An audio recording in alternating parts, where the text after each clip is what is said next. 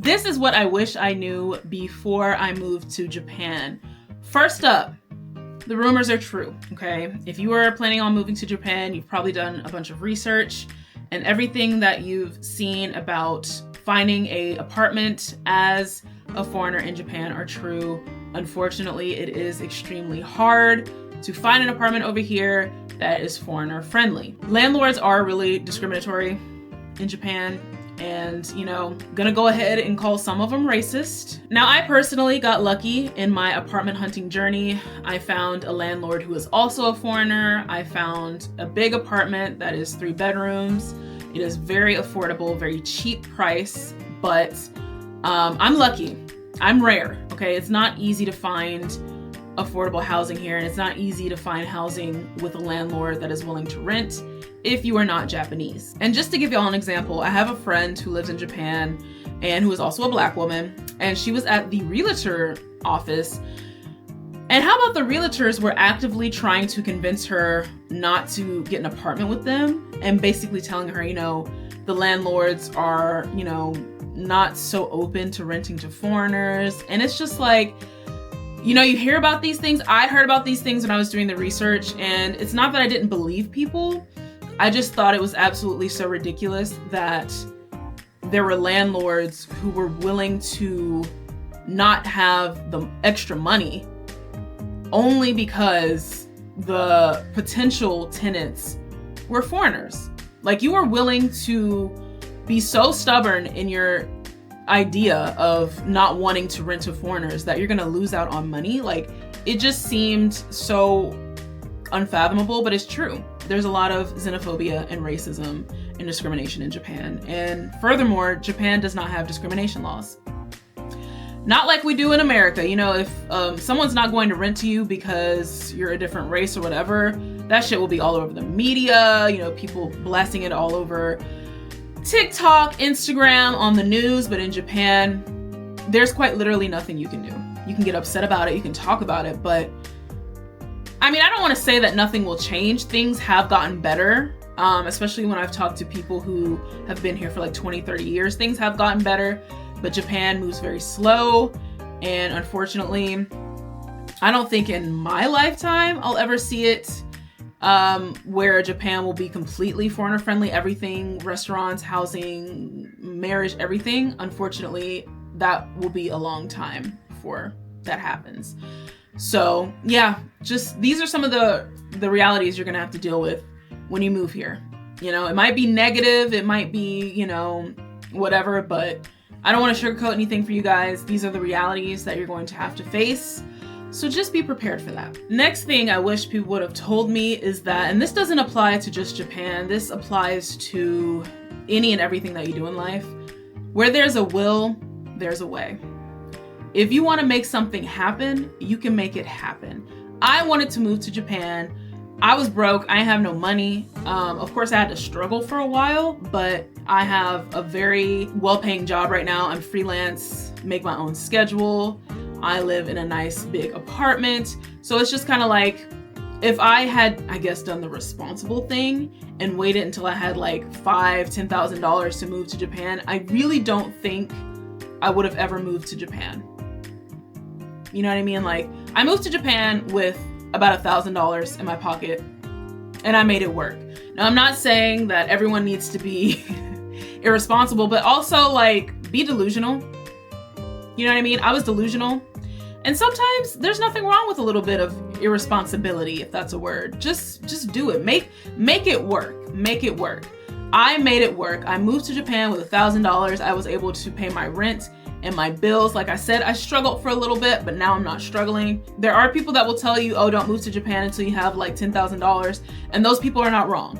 But I'm saying, and again, this applies to everything and anything in life, do it scared, and sometimes do it irresponsibly. There have been plenty of successful people that have done stupid shit, delusional shit, irresponsible shit, and are now millionaires, billionaires, and have been able to, make a name for themselves. So if you really want to move to Japan, and maybe you ain't got no money, or maybe you have no resources, all I'm saying is you can make it work. I also wish people would have told me that the names in Japan are different. So for example, they don't call it McDonald's, they call it Makuno Donaldo. They don't call it IKEA. They call it IKEA. They don't call it Baskin Robbins. They call it 31. Why do they call it 31? It's because Baskin Robbins has 31 flavors of ice cream. So just omit the Baskin Robbins and call it 31. Also, they don't call them Pokemon over here. They call them Pocket Monsters. His name is not Ash Ketchum. His name is Satoshi. It's not Misty. It's Kasumi. It's not Brock. It's Takeshi. The names are completely different for certain things.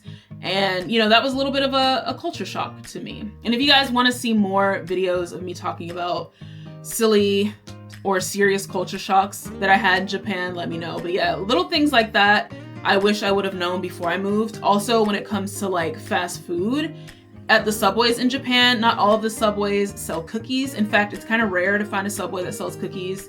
Also, they don't have footlongs at the Subways. So if you want a footlong, you'll just have to order 2 6-inch sandwiches. No more $5 footlong. They don't have footlongs over here. They also don't have the kinds of varieties of breads. The McDonald's and the Burger Kings in Japan, the burgers have like rice on them and eggs, which I'm like, damn, I wish someone would have told me about that, because that would have completely changed the way that I ate at these fast food chains, you know? I would have tried a rice burger. I would have tried an egg burger, you know what I mean? Next thing I wish people would have told me before I moved to Japan were the sizes. Yes, this would have changed a lot. If you move to Japan and you're a bigger person, even if you're not a bigger person, because plus size in Japan is different than plus size in the Western world, especially America. If you're a size like 10 in America, you might be a size 15 in Japan. So make sure before you move, bring a lot of clothes, bring a lot of shoes, socks, especially if you're a big chested, big booty girl, bring panties, bring bras. Make sure you're stocked up. If you're a taller person, shorter person, well, actually, if you're shorter, it might not be that bad, but taller especially, because there are not, you know, in the grand scheme of things, there are not a lot of tall people comparatively in Japan than there is in America. So bring your clothes. Bring your clothes. I was not prepared. I had 1 suitcase full of clothes. It was not nearly enough. And I struggled for a while. Now I'm not struggling as much, but when I first moved here, I didn't know what to do for clothes, because I'm like, I can't go shopping in store. I'm too big. Can't get shoes, can't get panties because my butt is too big, can't get bras because my boobs are too big. So just FYI. I also wish someone would have told me about the amount of walking. Japan is for the most part, especially the big like metropolitan areas like Tokyo, which is the biggest in all of Japan, you will be doing a lot of walking. Most people here take transportation and or walk, okay? You don't need a car in Tokyo. You will be walking. I managed to lose weight just based off the sheer amount of steps I would get every day. I would get almost 10,000 steps a day. Like, you do a lot of walking from your house to the bus stop, from the bus stop to the train station, from the train station to the platform, out of the train station to your job, walking to the grocery store, walking to the movie theater, walking to go shopping for clothes. Like, you are doing a lot of walking, which is really good. I just was not prepared for that. I ain't bring a lot of like tennis shoes, sneakers. Mentally, I was just not prepared for the amount of walking that you have to do. I was living in California right before I moved here, taking Ubers, cabs, taxis, driving. Like, that is what I was used to. In America, a lot of us drive. So as an American, maybe if you're European or from another country, maybe you're used to walking, but as an American, I was not used to it. So I wish someone would have told me that so I could be more mentally, physically, and emotionally prepared. Also, the weather. Whew. I wish someone would have told me the extreme weather conditions in Japan. The winter is really not, I mean, I'm a winter baby. I was born in February. Like, I kind of thrive in the winter. It's not so bad for me. I mean, it gets cold as hell. Like, it really gets cold. But for me, it's the summer. It's the summer for me. It is bad. Like, each and every year that I've been here almost 4 years. Each and every year, it gets hotter and hotter and hotter. Global warming is no fucking joke. But each and every year, the temperature in the summer breaks a new record and it gets hotter and hotter. It's unbearable. There have been several times where I have almost passed out. I've seen people passed out.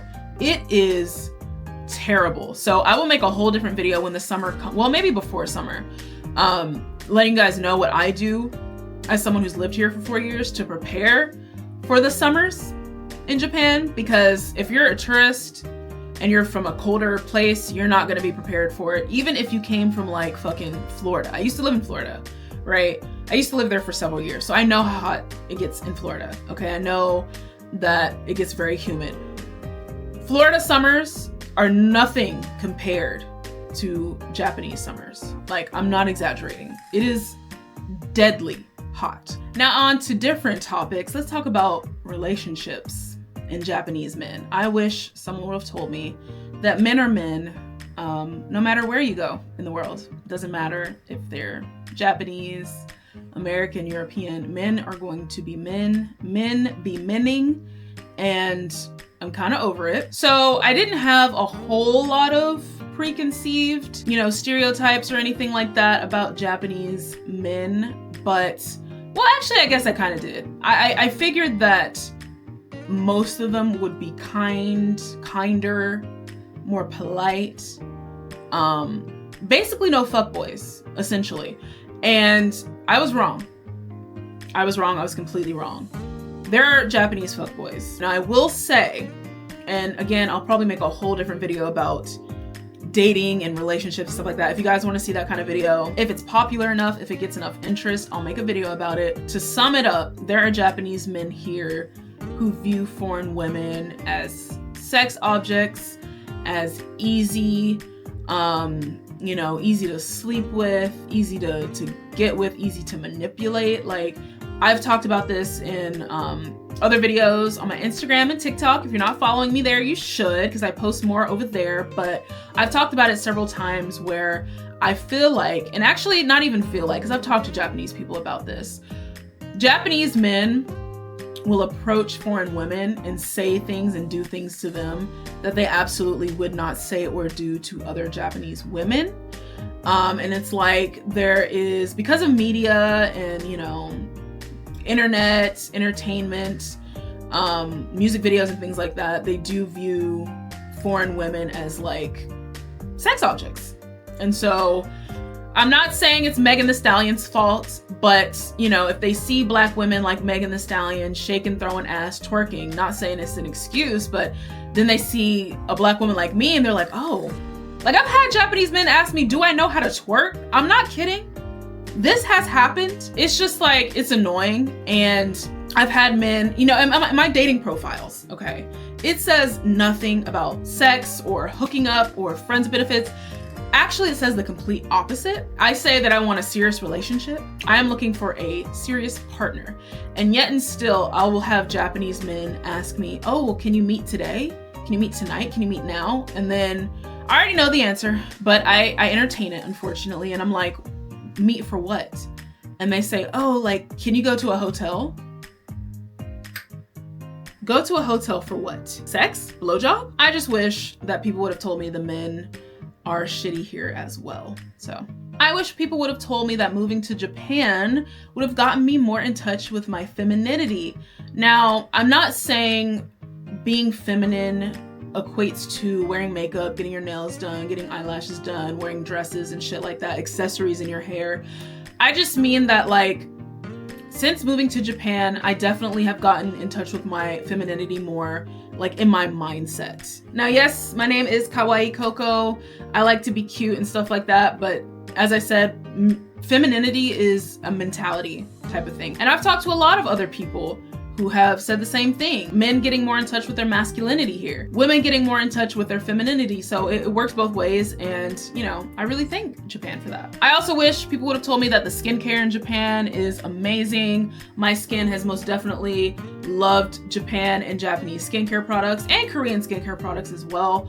So I definitely have Japan to thank for that. I was not into skincare back in America. I washed my face with a bar of soap and put some lotion on my face, which there's nothing wrong with that, but the skin is definitely skinning since I moved here. If you guys want me to make a skincare routine, I have talked about it on Instagram and TikTok, but if you want me to make a whole skincare routine, a more in-depth one, then let me know. There's a lot more that I wish people would have told me before I moved here, and I will be making a video on what I wish people would have told me before I traveled here. So even if you don't live in Japan, you're not moving here, you don't plan to move here, but you still want some more information as far as traveling goes, definitely we'll make a video about that, because before I moved to Japan, I had traveled twice before for 2-week vacations. So I have quite a bit of knowledge, and I do a lot of solo travel here as well. So I'll make a video about that. I do have a Japan travel planning service.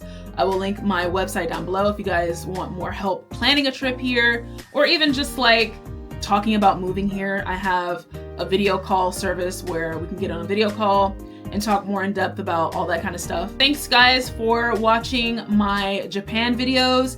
If there's anything you want me to talk about further, it could be anything. It could be sexual, it could be non-sexual, I'm an open book, I don't care. It could be, you know, women's health, birth control, plus size shopping, anything.